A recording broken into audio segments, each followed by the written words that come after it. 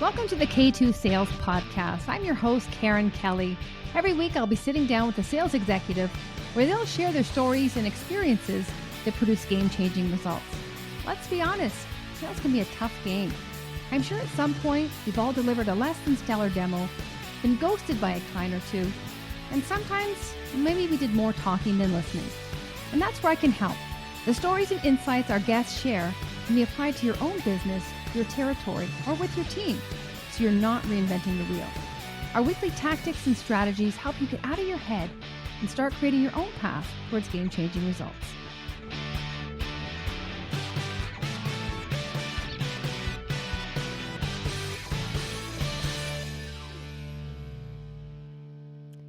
Welcome back to the K2 Sales Podcast. I'm your host, Karen Kelly. Now, I think we can all attest to the fact that it's taking a number of different outreaches to get a response from our prospect. In some cases, irrespective of how good our email is, how great the cadence is, we still don't get a response. And so I had the pleasure of speaking with Collin Mitchell, who's the current VP of Sales at Leadium. He's also the host of the Sales Transformation Podcast. And he shared his approach to really ensuring that we are taking a multi-channel approach. We talked about the different modalities and really, to know where to meet them if they, whatever they're responding to. And that's where you go further. So if they're picking up the phone, if they're having a conversation, then that's your response, not to negate everything else, but know that's a mode that they enjoy. If you see them posting on LinkedIn, well, then you have a forum there. And just to really lean into and look for the signals and the cues of where they're responding, because everyone's different, regardless of the demographics, the industry they're in.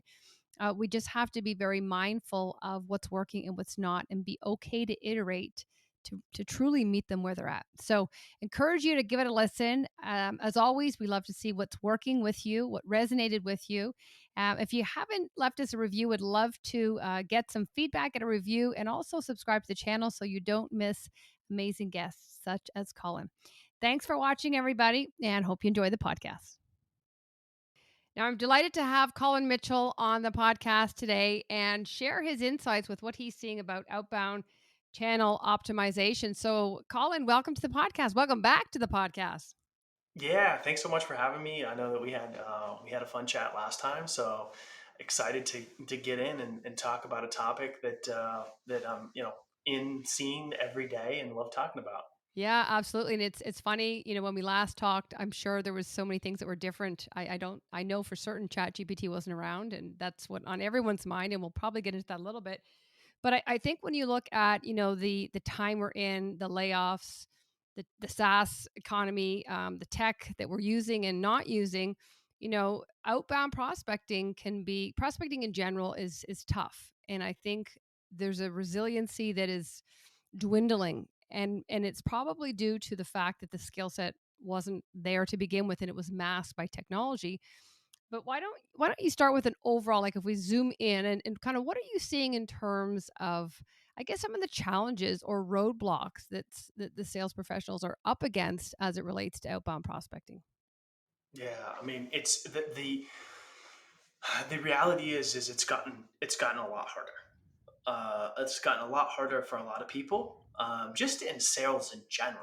Like the economy is tough. Everybody is your competitor, right? And so when that's kind of the general school of thought of a lot of businesses right now, where it's like, we're not trying to buy more tools, we're Mm. trying to actually get rid of some of the tools that we have, then it's going to be a lot harder to catch people's attention in your outbound motion to even like get some curiosity or some interest in whatever it is that you do.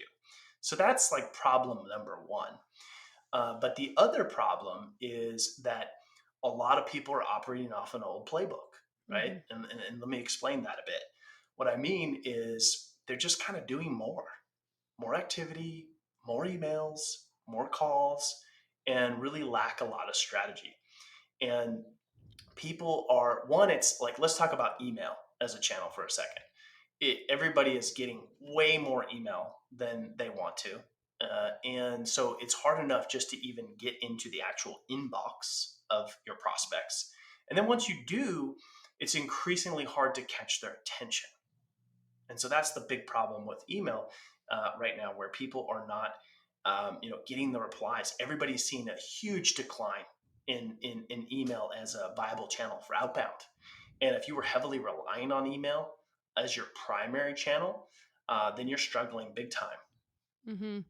And one thing I'll just add to that, I would agree it is the primary channel, but the quality of email has gone down so much. It's obviously not written by a human.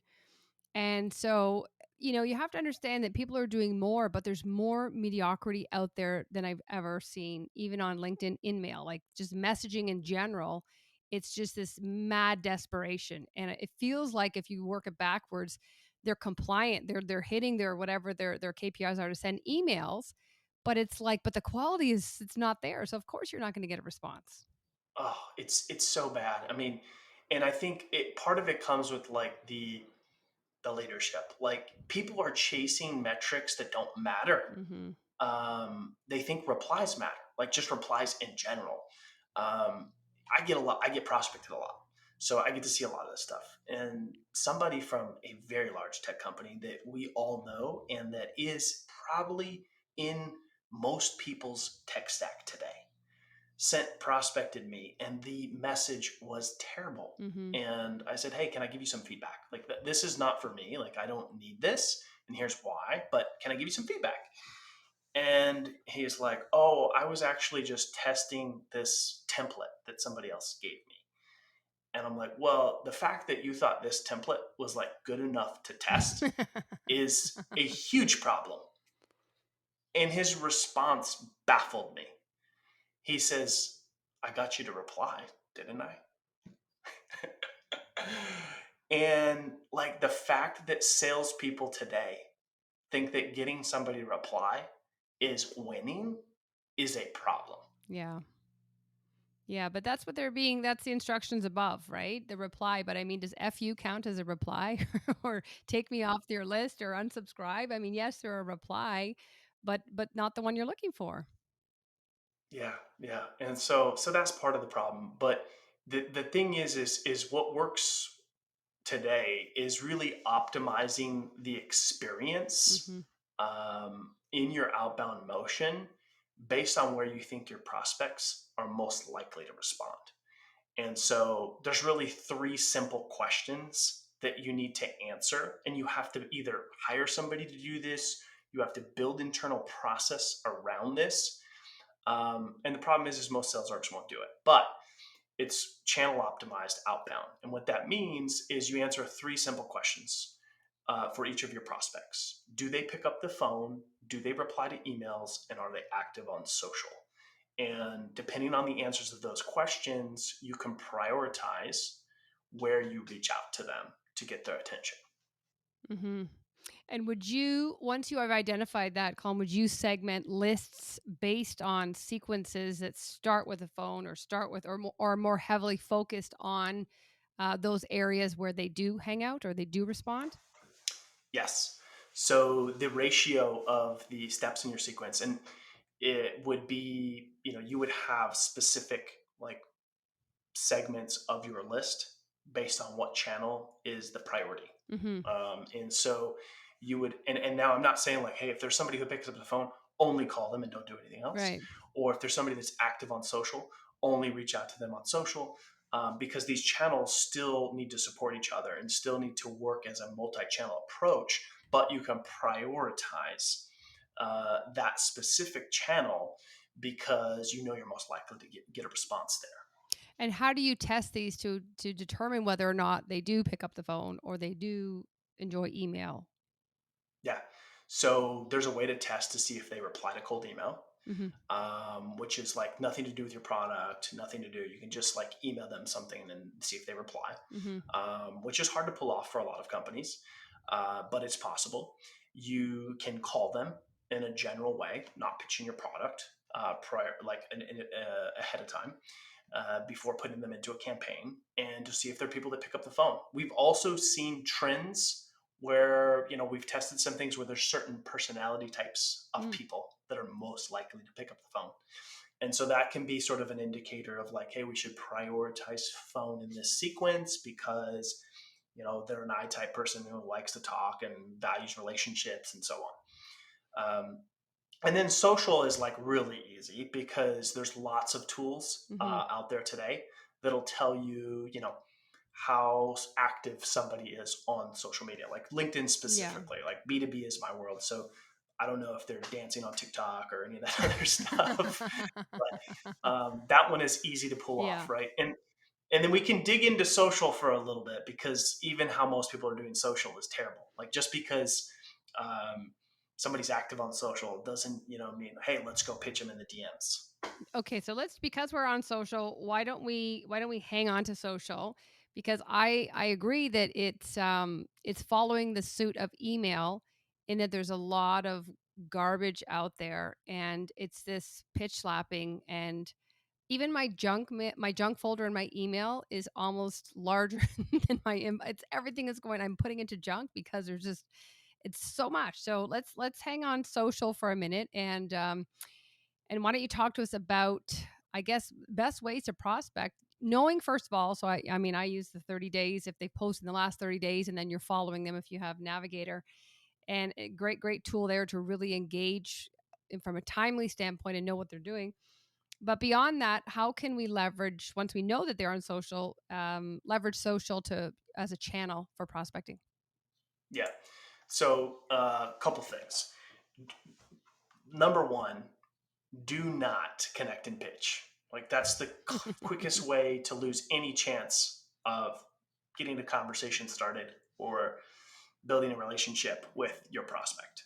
Um, just connecting with them is enough sometimes. And so that could mean, hey, we're running an outbound sequence and we're calling them, we're emailing them, and we have a social touch. And that social touch could be just connecting with no message, nothing. And so that's one thing there is, I read that the stats are the same with a message and without a message, a connection message. Have you heard anything different? So I've tested it. I haven't tested it in a little while. I tested it about a year and a half ago. And we tested where we sent connection request with a personalized note and without. And here's what's interesting, what happened is the amount of people that accepted the connection request without the personal note was Mhm. slightly lower than with the personal note. Okay, so it was like 60% was the average with a personalized note. Mhm. 50% was the average with no note, Yeah. just blank connection request. So a little bit of a drop off. But the interesting thing was we booked more meetings with the people that we didn't send a That you personalized note. didn't. Oh, interesting. Yes. And here's why. Because the first thing that we sent them after they accepted was a video. And so we sent the same video to the people that we sent the connection request, but not as many people watched it.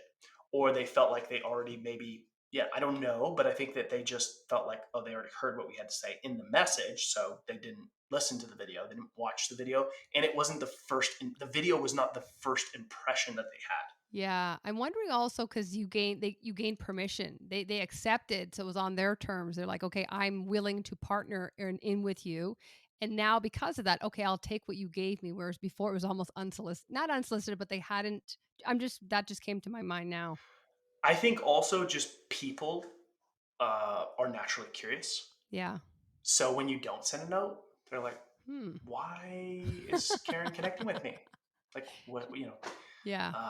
And I get a lot of connection requests, and I accept most of them if they don't look like somebody who's going to try to sell me Bitcoin or lead gen services or like Yeah. something that I clearly don't need. I mean, there's some usual suspects where you're like, Yes. I know if I connect this, it's not gonna. If You I know, accept it's a this, it's pitch not gonna slap. go well. Yes. Yeah. And I ask everybody the same thing. First thing when I accept, and I give them a fair shake. I'm like, hey, thanks for connecting. What prompted you to reach out to me? Yeah. Most people say nothing because they're like, oh man, I was going to pitch him and now I can't. Or I get some interesting responses where it's like people that are genuinely curious of doing business with me, and like Yeah. if I didn't ask that, they Yeah. would have never told me. Yeah. Yeah, no, I think that's great. I think that's great. So, just while we're on that, the social, do you have a cadence where you reach out to do a LinkedIn request first, or is that built in? I usually try not to lead with that being the first thing. Like I wouldn't say LinkedIn is the first Hmm. touch, right? So if we kind of like go back a minute, right? Your LinkedIn touch could be like just connecting with them and nothing else, just to build some Yep. familiarity, right? Yep. And then I like to use social as a channel to reference the other channels, right? So that might be, hey, I gave you a Mhm. call yesterday, left you a voicemail, not sure if you got it. Sent you a video on Tuesday, not sure if you got it. Like, I like to use social to reference those other channels. Um, or you'll get some people that are very active on social and you can try to get a conversation started there, not pitching them, maybe asking a question, maybe dropping some value, creating some curiosity or interest in what it is that you do, not just like giving your whole value prop and throwing up in their DMs. Yeah. Even what I find, Colin, is when they ask a question, it's very self-serving, and you know that their solution is the answer. And it's just like, why don't you lead with something you've noticed about my business, a trend or something? Like, just make it about me first, and then weave in that question like a little bit downstream, because it's so obvious that there's this, like, you're cornering me to say yes or no so that you can. And I'm just like that is such an abrupt ask that I don't know. It's just it's a sales trap that I feel like that's what gives salespeople a bad name because of that example right there. No, you're exactly right about that. The question should not be the first thing, right? Yeah, Like you and here's part of it. Part of it is like it shows that like I actually care enough to like research yeah, you or your business or know your industry, mhm, right? So it's going to show that I actually care enough to do that prior to mhm, sending you, a question or a message or whatever. Um, but the other thing that it does as well is it actually, because we're so bogged down with these messages, that we're constantly questioning, did Karen mhm, really send me this message, or was it some sort of AI bot, right? mhm, And so that's like the thing that's going through a lot of people's minds now when they get prospected, of like, does Karen mhm. actually know anything about me? I Or, know. and so by adding that, additional piece there, it shows that, uh, that I'm maybe not automation, that I'm not an Yeah. AI bot, that I'm a real Mhm. person that took some time to reach out to you. And video solves for that too, right? You can't Yeah. fake video. And that's why video is really, really effective. Yeah. And just what you said there, Colin, some people say, this was actually written by a person, but instead of saying that, show it and say, like, having worked with a lot of companies, this one trend is it's ironic that it's happening in your world as well. Just I think it's so much more classy to show that versus it's like saying you can trust me. Well, show them you can trust you. Yeah. And a lot of times it's super obvious when it's not a real person, right? Because like Yeah. my personal favorite is when you get like I'm like if it for you, like if you got pitched, I don't know, sales coaching or consulting, which you probably do, I right? do. I do. You would be like, you clearly know nothing about me, right? Yeah. And Didn't I scrape the get list. I get pitched lead gen services all the time, or like, you know, things that like if you just spent 30 seconds on my I know. profile, you would know I am not a good prospect for you. And that's where the numbers game. And I get, you need a list and you need the chat GPT and you can do all the tech to get the list, but you need a human eye to go through it and go, not in the ICP. Yes, borderline, like let's see, or triggers, or like you have to still scrape that list. Otherwise, you just run the risk of, like, even if you are doing a sequence and you're building, I don't know. It's just like, just take the time because this is the time with you could potentially work with this customer if you just took 2 minutes to qualify them in or out. And it's like at the end of it, this you're building your pipeline. Do you want garbage in or not? And I think a lot of people struggle with like, oh, but then I've got to do it like one off and it takes time and blah blah blah. Like you can do this at scale. Like Mm-hmm. if I have my list, I can go spend, a little bit of time researching each of those Mm-hmm. people one after another and then Yeah. put them into my sequence. I still took the Yeah. time. I still Mm-hmm. have made sure like, okay, this person is legitimately a good prospect. I feel that I can help them. I know a thing or two about them and I can reach out. So you don't have to, you can still do it and have process around scaling it. Yeah. The problem is when you don't take the time and then you end up with people on your list that shouldn't even be on your list in the first place. and then you end up, pitching people or reaching out to people, or doing these things that are just a royal waste of time. But I also feel just what you said there is the message is not, it's very surface because you haven't taken the time to just do a quick read on them, their industry, that when they ghost you, or they do offer something, you have some depth to go like, this is what we're seeing, and you show them that you understand them, versus this is the name, you're like, are they windows or doors or a SaaS company? It's like, come on, like figure that out first. But I think it allows you to have a richer, deeper conversation. That's even the language you use is going to show them, hey, this guy's he's kind of in our world here. I think he gets what we're going through. Absolutely. And the thing is there's even a lot of tools available to make this stuff easier, but people Yeah. don't properly use them. Like, people aren't Mm. fully using even the tools that they have. Like, you can build out multiple types of messaging based on and if or statements, or based on this person has this title or this tenure or is active on social, or you know um, you can do those things if you take the time. But so many people just want to hit the activity quota, get as many people into the sequence, and click go and treat them all the same. Mm-hmm. The only thing is, I get that from a rep standpoint. When you're a business owner like this, you eat what you kill. So you're doing yourself a disservice. There's no one looking over your back saying, Karen, what are your metrics today? It's Karen. So if I'm not doing it properly, I'm only hurting one person. Right. Yeah. Yeah. So I think the laziness card is there. I also think that a lot of leaders in the past brought in tech. They didn't have any kind of decision making process that involved the team, and there was no training. And so, to their defense, they slap something on something, and nobody knows how to do it. So, or use it, or when to use it, or how to optimize it, or how to operationalize it into their process. So, part of it is like, were we fully trained on this? And even when the money was flowing, we have three things to do the same thing. Which one should we use?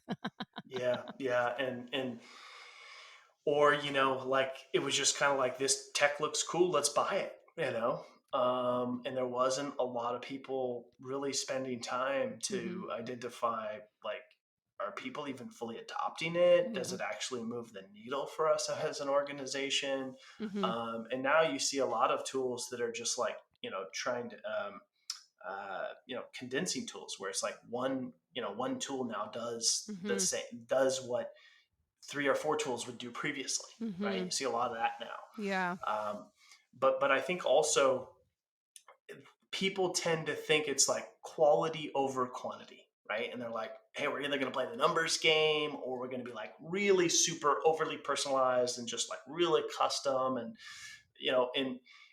I think that just you can scale quality. Yeah. And I think that's what a lot of people have just not really fully figured out. Yeah, I agree with you there, and I think that it still needs that human lens to go over whatever tech stack you're using and just humanize it. Because I did my first newsletter last week with Chat GPT, and if I probably used 60% of what it gave me, maybe a little less. But if I didn't put my touch on it, it just was so like, I actually felt guilty. I'm like, this is the first time I'm cheating you guys. I'm sorry, but I wanted to test the efficacy of it, and it was quick, but it's not enough. Like, there's efficient and there's effective, and it was efficient, but it wasn't effective. And so that's where I think we definitely can use it. But if we don't add our human element, our human lens to add and tweak it in a way that still lends itself to our voice, our point of view, like how I'm known, then you're going to lose your audience. Yeah.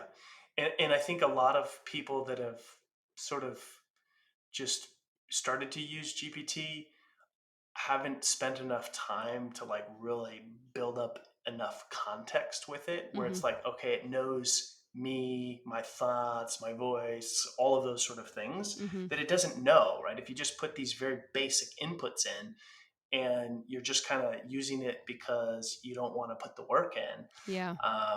or you're trying to save yourself some time, it's not going to work. And people are going to start to be able to see through that easier and easier. Hmm. You might be Absolutely. able to fool them now or for a little while, but Yeah. eventually, people are going to know, like, was this really written or was it fully AI written? And that's the thing, because they're early adopters now, but in like 6 months from now, it's going to be so because it's mainstream then, right? Everyone's it almost is now. And so just keeping in line with the outbound prospecting, what are you seeing kind of that top of funnel in the prospecting? Like what channel is working? If you kind of break it down to top, middle, and then, booking the meeting, is in your testing or just in your experience, are you seeing certain mediums or channels that work better in the top to middle to end? Yeah. So, surprise, surprise, the channel that works best is Telephone. like this would be like a drum roll would be awesome right here if they could fit that in. But phone, yeah, the phone, the phone works Yeah. best. And there's many people who be like, "What, the phone?" And it's like, yeah, the phone's not dead. It actually never was. People just stopped using it because people were saying that. Mhm. And the phone is very effective. Um, and it's because um, email is hard and the phone you can pick up. Now, there's some people that are just not going to pick up the phone and it's Mhm. not going to be effective with them. But the phone is, we're seeing, I talk to sales leaders all the time. And here at Ledium, like that's obviously what we do. We've seen a trend up in phone meetings internally, and even just like sales leaders that I talk to, they're like, "Yeah, we're booking more meetings on the phone than we ever have in the past, and it's outperforming other channels." Now, that doesn't mean drop everything you're doing and like only make cold calls Mhm. because those other channels are still supporting it, right? So that building familiarity with a social touch, sending an email, like all of those things make those calls warmer, Mhm. right? But you can get somebody on the phone, you can actually get into a conversation. They're not questioning, at least not for now. Is this a person? Is this a robot? Mhm. Right? Like it's For a real now. person having a conversation. Um, that could change. I don't know. I've heard some people chattering about like AI making cold calls or something, but I can't. I don't know. But the phone, You know what, the one thing I think about phone is that I feel that people still need to be true to their style. And when you're given a script and it says, do you have 27 seconds to let me know why, I call and you can tell me, like, it's, if you're, a 50-year-old woman, and you're like, that's just not, that's not me. And I'm just so I think there's definitely and I agree with a framework in a permission-based opener. It's got to be short. It's got to be about them. There's fundamentals that need to exist. But I think beyond that, there needs to be the freedom for the person to inject their own style, their own level of finesse that makes it their own, because otherwise they're so in their head, they're so nervous, and they sound like a robot. And so I think it's like, yeah, let them be themselves while still hitting these fundamentals. yeah, so funny. I literally just dropped a newsletter today talking about some of this stuff, and it was like it was actually where I gave like 6 different variations of permission based openers that you can use because I am a fan of permission based openers. Yeah. But the main point that I was trying to make is like whether you use a permission based opener or whether you don't, or which one you use, literally does not matter. There's Mm-hmm. no perfect, here's the silver bullet opener. It's Mm-hmm. the opener that the person that's making the call, feels the most confident in. And Mm-hmm. it comes down to one simple thing that I'll explain is that how you say what you say matters far more than what you Mm-hmm. actually say. And so Mm-hmm. tone, Yep. speed, and confidence are what makes a great opener. And what that is for me versus you versus anybody else who's listening could be totally different. And if we flipped it, like if I start using one that somebody else uses that has success with, it may not work for me because it might Mm-hmm. not feel natural and it is always going to feel a little awkward and I'm not going to be really confident delivering it. Yeah. No, it's clunky, and it's actually what you say is 7%. That's what it represents. So it's definitely not what you say, like you said, tonality. And I think that comes in that level of comfort when you're comfortable in your language and your words, and it becomes conversational as well. You're just like, it's like you and I talking right now. So, okay, if you think top of funnels, phone, or top of that prospecting phase, what about as you've got a bit, you have some engagement, you've had a phone. What are you seeing in the middle as you're still kind of, back and forth? You're dancing a little bit. You haven't gone for the ask yet, but there's that middle ground. What would you say? Again, I'm imagining that it's um, you know, uh, um, optimized. You're getting multiple channels here, but is there two or three that you're seeing work well in the middle? So I think that it's something that a lot of people struggle with is keeping their prospects engaged. Mm-hmm. And I think that one, it depends on how that first call goes, right? Depending on how that first call goes is going to really determine like how do I keep them engaged as they advance in the funnel. So that's one big part of it. And that, even if we kind of dig into that a little deeper, like being a salesperson that knows how to disqualify, like Mm-hmm. is something that's important because if you're trying to keep a prospect engaged that shouldn't be advancing in your funnel in the first Mhm. place, that's where a That's lot of huge. people struggle and waste time. We could go into, Yeah. I mean, that's like a whole nother topic. That's another one for sure. It's a whole other topic Yeah. we can go into, but to kind of stay, on topic here, that's number one. Like being able Yes. to qualify and disqualify. Um, and to keep your prospects engaged, I mean, it's a simple answer. The best thing to do is use video. Use video Mhm. as much as possible. It's the easiest way to stand out in the inbox for people to actually see your face, see your, facial expressions, and just explain people. I mean, if you ask any prospect, hey, if we have recaps or whatever, and I have a lot of information I need to share, like, do you prefer write that up, or do you prefer I send you a video? Most of them would prefer, I mean, they would prefer to just see a video. It's a Mhm. lot quicker for them to watch a 90-second or 2-minute video than to read through your email. And the problem is a lot of people scan emails, so like things get Mhm. easily missed. Yeah. Yep, I think that's great. I'm a huge proponent of video, and what I also like about it, Colin, is you can. It's got greater reach, and so if there was people not on that meeting, or you want to say, this part here, we talked about this, you might want to forward it on to Matt, your CFO, and it's at 7 minutes and 35 seconds, and really point it out because you're making them look good too. That person's going to forward it to Matt, and Matt's going to be like, "Oh, thanks for thinking about me," and then you're getting further. You're multi-threading, but you're getting more embedded into the account versus just dealing with one person. Yeah, and there's tools that make it easy for you to share information with your buying committee, because email is just not that effective, and then relying on your champion to like share everything with Mm-hmm. everybody that's involved is unrealistic. Mm-hmm. There's a tool that we're starting to use here at Medium. There's a few other ones like Doc is a good one, Trumpet's a good one, Sales Reach is a good one. And so it creates like a unique landing page for your buyer. And then you could put relevant case studies or customer references and a personalized video and their proposal, and maybe you also have a mutual action plan in there, like whatever your sales process looks like. You can Mm-hmm. share relevant information that needs to be shared across everybody that's involved in that buying decision. And is it a web base or is it I've never heard of them. Is that Yeah, how it's does where yeah. does it reside?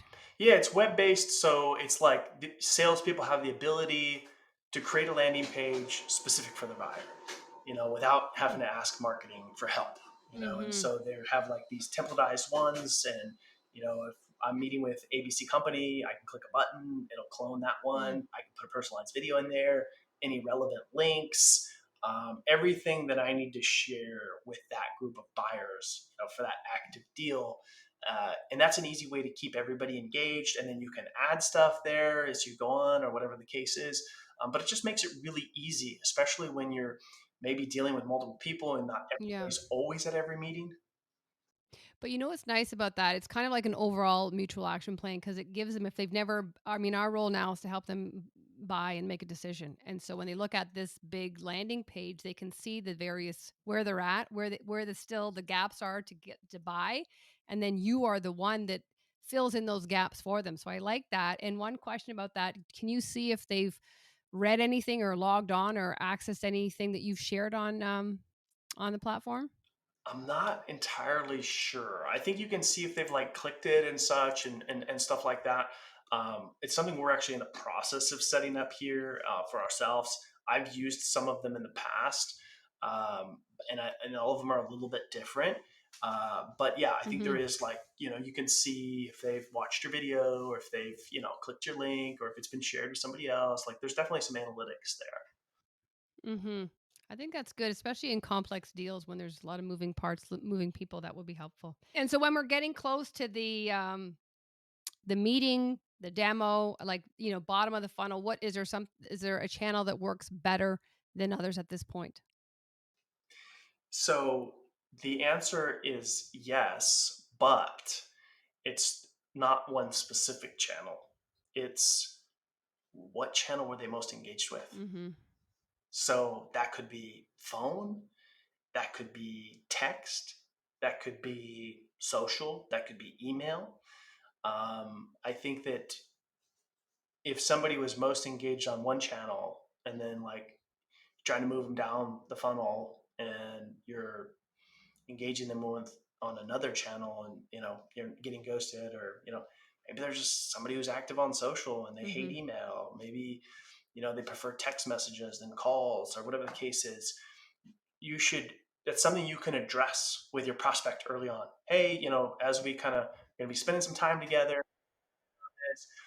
what communication channel do you prefer? Mhm. Mhm. I'm a big fan of text. Like a lot of busy professionals, they like text. It's quick, it's easy. I'm an Apple person, so I have iMessage on my computer, so it's really easy. Mhm. But I think the right answer there is it depends. Yeah. Depends on what your prospect prefers, and be flexible and be willing to make a note of that. Make sure you remember that, and don't be scared to ask it. Mhm.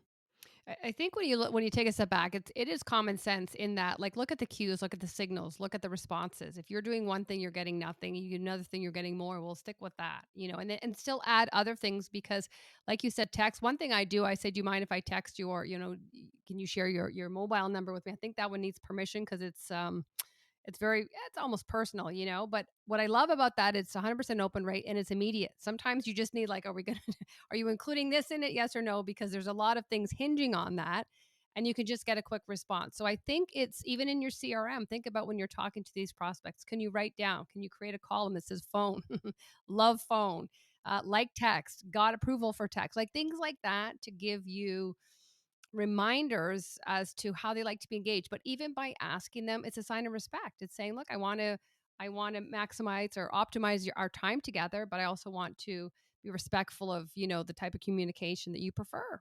And from what I get, is that true? And that's personalization right there. That's meeting them where they're at. Exactly. Exactly. You got to ask or you won't know, right? Because I Yeah. think a lot of sellers prefer to do what's easier for them. And like, Yeah, it's exactly. sorry, And that's it's the not yeah. about you.